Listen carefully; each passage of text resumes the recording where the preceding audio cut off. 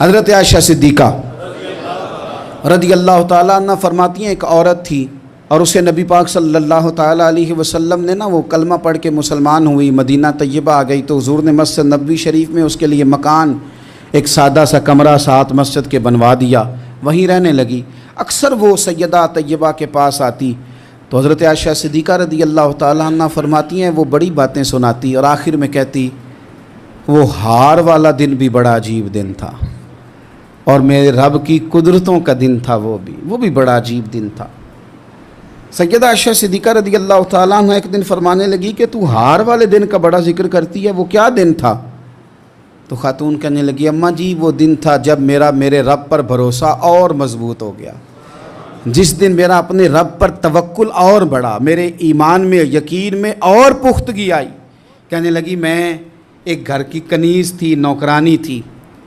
اس گھر میں ایک بچی تھی جس کے پاس سونے چاندی ہیرے جواہرات کا ہار تھا۔ اس زمانے میں چمڑے کے اوپر لوگ ہیرے جواہرات لگاتے تھے،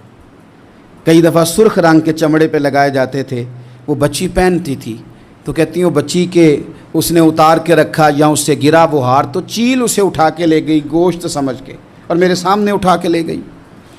گھر والوں نے مجھ سے پوچھا، یہ بخاری میں موجود ہے، گھر والوں نے پوچھا مجھ سے کہ وہ ہار کہاں ہے تو میں نے کہا چیل اٹھا کے لے گئی۔ گھر میں کچھ چوری ہو جائے تو سب سے پہلا الزام کس پہ لگتا ہے؟ ملازمین پہ۔ کہتے انہوں نے مجھے بڑا مارا، بڑی تکلیف دی، حتیٰ کہ میری شرمگاہ تک کی تلاشی لی، میری عزت اتنی خراب کی میں بتا نہیں سکتی۔ وہ خاتون عرض کرتی ہے سیدہ عائشہ کی خدمت میں کہ مجھے بڑا مارا، مجھے تکلیف دی، میں کہہ رہی تھی کہ میرے سامنے چیل لے گئی ہے پر وہ نہیں مان رہے تھے، اماں جی انہوں نے مجھے بڑا مارا۔ حضرت عائشہ صدیقہ کہتی ہیں پھر کیا ہوا؟ کہنے لگی اماں جی جب کوئی میرا مددگار نہ رہا،